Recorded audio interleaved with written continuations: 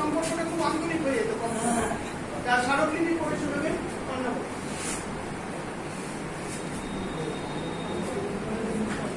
3 বছর আগে তখন ও বলছিল যে না আমাকে ইন্টারেস্টেড করুন।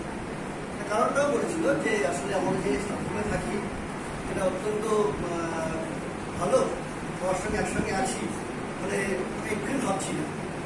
যাই হোক পরবর্তীকালে আবার যোগাযোগ করে, বিশেষ প্রয়োজনে আমারও প্রয়োজন ছিল, ওরও প্রয়োজন ছিল, সেই প্রয়োজনটাকে নিয়ে ওর সঙ্গে আমার স্থানান্তরিত করে।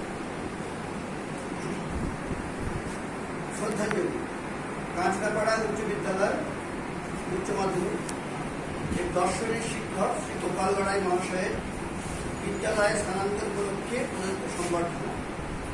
শুধু মৃন্ময়ী কৃষ্ণনগরের অদূরবর্তী মায়াপুরের সজীব স্নিগ্ধ পরিবেশ থেকে প্রকৃত জীবনের দর্শনের জ্ঞান নিয়ে নেশা ছিল না, কিন্তু এখন সেই চায়ের নেশা হয়েছে।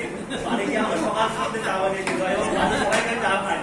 আমার ছেলের বয়স মাত্র 3 বছর, সেও চা খাওয়া সে সকাল সন্ধ্যে বলে আমার চা করো, কেউ আগে আসলেই বলে বলে চা করো, চা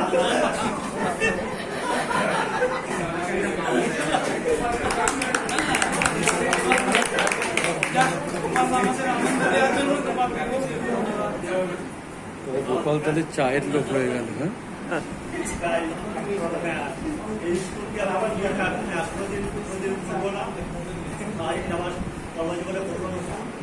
জীবন মনে থাকবে। সবাই ভালো থাকো, সুস্থ থাকো, এই বলে আমার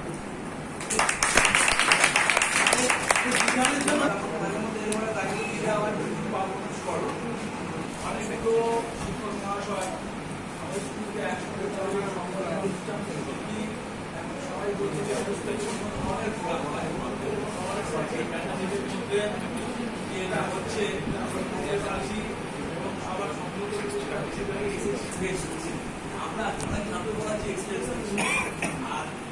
এই সমস্ত ভাই বন্ধুরা আমার অনেকগুলো জিজ্ঞেস করে সেইভাবে আমরা মনে হয় জীবনে লিপ্ত হই, সিদ্ধ হই, কিছু অভিজ্ঞতা আমরা লাভ করি। এর দুজনের মুখ থেকে শুনলাম আমাদের স্কুলের বলুন যে খাওয়া না পাওয়া যে খাওয়া যদি বক্তব্য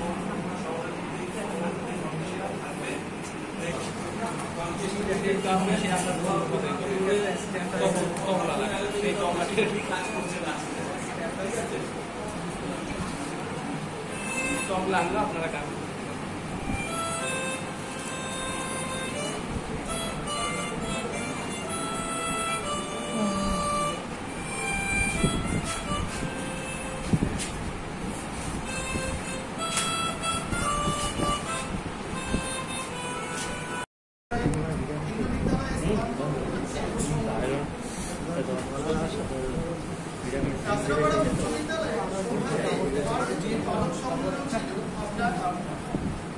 কিন্তু শুধু একটি পালক সংযোগ করেই নয়, আপনার নিরলস কর্মশিক্ষতায় এক করে জুড়েছিলেন আরো অসংখ্য সফলতার পালক।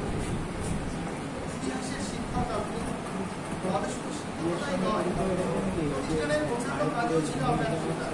আর শুধু যোগদানই নয়, তার পূর্ণ সফলতার দাবিদারও ছিলেন আপনি। আপনার এই সাফল্যের রহস্য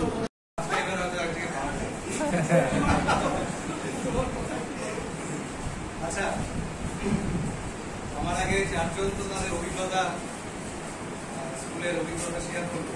আমি তৈরি ছিলাম বা আমরা সবাই তৈরি আছি।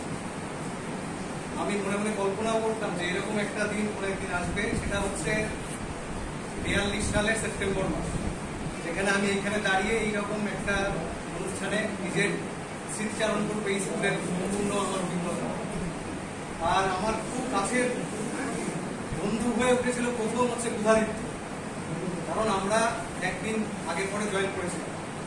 উদাহৃত্যকে আমি শেয়ার করতাম কখনো কখনো, উদাহৃত্য আমি যেদিনকে রিটায়ার করবো, যেহেতু তুমি আমার থেকে একটু জুনিয়র, তুমি তো একেবারে কিছু বলো না কোথাও, ওই দিন আমার হয়ে কিছু বলো, আমার হয়ে কিছু বলো, তাহলে সবাই তোমার বক্তব্য শুনতে পারবে আর আমারও ভালো লাগবে যে তুমি আমার সম্পর্কে কি ভাবো। তো মানে জীবনটা খুব অনিশ্চিত এবং এই জন্যই জীবনের মজা আছে। ভাবিনি, সত্যি বলতে এই বছরের শুরুতেও ভাবিনি যে এইরকম একটা দিনের সম্মুখীন আমরা সবাই হব। আর এর মূল কারিগর হচ্ছে গোপাল। ও তো কনফেস করেইছে যে এই যে ভাঙন ধরালো আমাদের ওই বেঞ্চে, নতুনরা ভালো বুঝতে পারবে, পুরোনোরা তো জানে, আমরা সব ঘিরে ওখানে বসতাম, পুরো টিমটাই উঠে গেছে। তো স্কুলকে মিস করি, স্টাফ রুমকে মিস করি, তার চেয়েও বেশি মিস করি ওই নিজের জায়গাটা, ওইটুকু পরিসরকে ভীষণভাবে মিস করছি। এবং আমি জানি না নতুন জায়গায় আমি যাদেরকে এই স্কুলে এই স্টাফ রুমে পেয়েছিলাম তাদের বিকল্প আর পাবো কিনা। এক এক করে বলি, কবির রঙে দিয়ে শুরু করি, যেহেতু উনি আমাকে প্রমোট করলেন আজকে আমার চ্যানেলে। তো কবির বাবুর কাছেই কিন্তু আমার প্রথম যে এডিটিং বা এই জাতীয় কিছু তার হাতে করি। কারণ আপনারা অনেকেই জানেন না, নতুনরা হয়তো জানেন না যে কবির বাবু আমাদের টিচারদের মধ্যে, জানি না আর কেউ করেছেন কিনা, আমার জানার মধ্যে উনি প্রথম শিক্ষক এই স্টাফ রুমে যিনি বেড়াতে গিয়ে বিভিন্ন ভিডিও এডিট করে দিতেন। তো আমারও মনে হতো বেড়াতে গেলে আমাদের সবারই মনে হয় যে এই স্মৃতিটা আমরা রক্ষা করবো, কিভাবে রাখবো। ছবি টবি অনেক সময় নষ্ট হয়ে যায় এবং অনেক বর্ণনা ঠিক মতন দেওয়া হয় না। তো কবিরকে একদিন আমি জিজ্ঞেস করলাম যে স্যার এইটা আপনি কিভাবে করেন? তা উনি বললেন যে আরে কোনো ব্যাপার না, তুমি একটা এডিটিং সফটওয়্যার নিয়ে নেবে, তারপরে করবে। শুনলাম ভালো কথা, কিন্তু তারপরেও আর করা হয়ে ওঠেনি।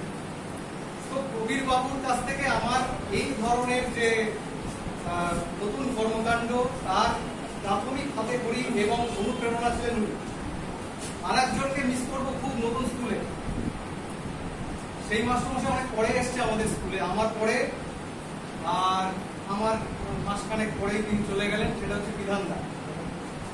বিধানদার আরেকটা যে বিশেষ গুণ যেটা আমার জীবনে ভীষণভাবে কার্যকরী হয়েছে এবং এখনো বিধানদাকে বিরক্ত করি এই জন্য প্রায়, সেটা হচ্ছে বিধানদা অঙ্ক এবং বিজ্ঞান পড়ানোর সাথে সাথে ডাক্তারি চর্চা করে, হোমিওপ্যাথি ডাক্তারি, খুব নিষ্ঠার সঙ্গেই করে। তো বিধানদার ওই বিশেষ গুণটা আমার হয়তো পরবর্তী জীবনে কাজে লাগবে, এখনো কাজে লাগছে। বিধানদাকে মিস করছি। আরো কয়েকজন টিচার ছিল, যেমন পুষ্পেন্দু ছিল। পুষ্পেন্দুর কাছ থেকে আমি লাইফ সায়েন্সের বিভিন্ন বিষয় শুনতাম। কবিবাবুও লাইফ সায়েন্সের টিচার, কিন্তু যেহেতু ওনারা এইদিকে বুঝতেন একটা বসারও ব্যাপার আছে বা সবসময় কাছাকাছি হয়ে আসা হতো না। পুষ্পেন্দু আমার ঠিক পাশে বসতো ওই জায়গায়। পুষ্পেন্দুর কাছে আমি লাইফ সায়েন্সের বিভিন্ন বিষয় শুনতাম, জানতাম। বিশ্বজিৎ নাথের মধ্যে কিন্তু বিভিন্ন নতুন নতুন জিনিস করার একটা প্রবণতা ছিল। যারা পুরোনো মাস্টারমশাই নিশ্চয়ই বিশ্বজিৎ নাথের কথা মনে আছে। তো বিশ্বজিৎ নাথকেও খুব মিস করি, এখনো মিস করি। এখনো এই নামগুলো আসছে কারণ তারা পার্মানেন্ট ছাপ ফেলে গেছে। যে মানুষ কোনো তার কাজের জন্য, পজিটিভ কাজের জন্য সামান্যতম অবদান রাখে এই সোসাইটিতে, সে কিছু না কিছু ছাপ ফেলবে। আর গড়পড়তা মানুষ থাকে, তারপরে তাদেরকে সবাই ভুলে যায়। তো আমরা সবাই চেষ্টা করবো, যেহেতু আমাদেরকে সমাজ একটু অন্যভাবে দেখতে চায়, তো আমরাও আমাদের জীবন দিয়ে এমন কিছু করার চেষ্টা করবো যাতে আমরা অনেকদিন বেশি বাঁচতে পারি মৃত্যুর পরেও। আর ওই আমার ইউটিউবের কাজটাও ঠিক ওই কারণে, ওই যে ইউটিউবে পড়ানোর কিছু না, জানিস ক্লাসরুমে পড়ানোই তো লকডাউনে বন্ধ হয়ে আছে। কিন্তু ইউটিউবে যে ক্লাসগুলো করবো, আমি একটা মানুষের আয়ু আর কত বছর, কিন্তু তারপরে হয়তো ওই ডিজিটাল প্ল্যাটফর্মে আমি কিছুদিন বেঁচে থাকতে পারি। আমি ভালো লিখতে পারি না, তাই আমি লেখালেখি করতে পারি না, আমার কোনো বই হয়তো বেরোবে না, ইউটিউবের ভিডিওগুলো থেকে যাবে। কোনো না কোনো জেনারেশন কোনো না কোনো ভাবে তার দ্বারা উপকৃত হতে পারে। তো ভাবনাটা কিন্তু লকডাউনে আমি শুরু করেছিলাম না, তার বেশ কিছু আগেই শুরু করেছিলাম, এখন অনেকেই বাধ্য হয়ে করছে। তো যাই হোক, এইবার এই স্কুলের অভিজ্ঞতা সবই ভালো এবং এই স্কুলে আমার প্রথম কিন্তু স্কুল না, এর আগে আমি সন্দেশখালীতে ছিলাম, কিন্তু এত কম সময় ছিলাম যে স্কুলে পড়ানোর এবং স্কুলের যে নানান আনুষঙ্গিক যে অভিজ্ঞতাগুলো হয় সেটা ওখানে আমি ঠিক মতো উপলব্ধি করতে পারিনি। বা তার চেয়ে বড় কথা হচ্ছে যে ওখানে আমি নিজেকে মানিয়েও নিই, কারণ আমার মনে মনে একটা ভাবনাই ছিল যে আমি হয়তো চলে যাবো, তাই আমি মানিয়ে নেওয়ার চেষ্টাও করি। এই স্কুল হচ্ছে আমার সেই অর্থে প্রথম স্কুল। এই স্কুলের ক্লাসরুম, এই স্কুলের ছেলেরা মেয়ে আসলে এই কারণে যদি নতুন স্কুলের ছাত্রীরা আছে, এবং এই স্কুলের সবচেয়ে বড় যে অভিজ্ঞতা, বিধানদার সাথে সেদিনকেও কথা হচ্ছে, বিধানদাকে বললাম যে বিধানদা, কাছাপাড়া হাই স্কুলে যারা সাকসেসফুলি ক্লাসরুম কন্ট্রোল করতে পারবে, পড়াতে পারবে, তাদের এই পশ্চিমবঙ্গের কোনো স্কুলের কোনো সমস্যা হওয়ার কথা। আমাদের হাড়িপুকুর যে স্কুল, ছেলে মেয়েরা তো আমার কিছুই মনে হয়, অতীব শান্ত নিরীহ।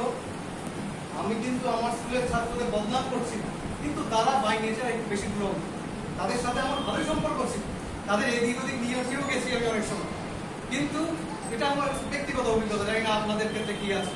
তো এই আর অনেক সময় কাজের ক্ষেত্রে একটু মনোমালিন্য, কথা কাটাকাটি, একটু মানে খারাপ পরিস্থিতি তৈরি হয়েছিল। সেটা তো সংসারে থাকতে গেলে হয়, বাবা মার সাথেও হয়।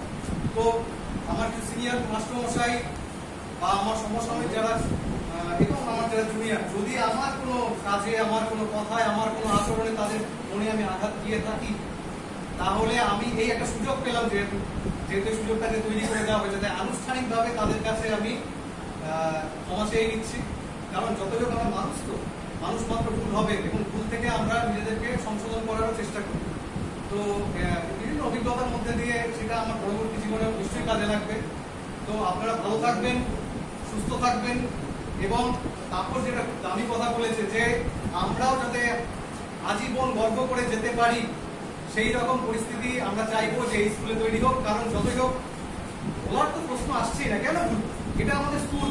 আমরা এখান থেকে যতই অন্য জায়গায় যাই, আমার চাকরির যদি কোনো প্রোফাইল তৈরি হয়, তাতে এই স্কুলের নাম থাকবে স্বর্ণাক্ষরে। 10 বছর কাটিয়ে গেছে, বলার প্রশ্ন আসছেই না। হয়তো টিচাররা চলে যাবেন, বিভিন্ন দিকে যেতেই পারে, এটা জীবনের গর্ব, কিন্তু এই স্কুল তো থেকে যাবে। ওই জন্য এটা আমার স্কুল, আজীবন এটা আমার স্কুল থাকবে। তার সাথে সংযোজন হচ্ছে হাড়িপুকুরিয়া স্কুল। জানি না জীবন আবার যদি নতুন কিছু দেখায় অন্য কোনো স্কুল হতে পারে, আমার তো এখন অনেক বয়স আছে চাকরি। তো এই ছিল আমার বক্তব্য। আপনারা সবাই ভালো থাকবেন, সুস্থ থাকবেন।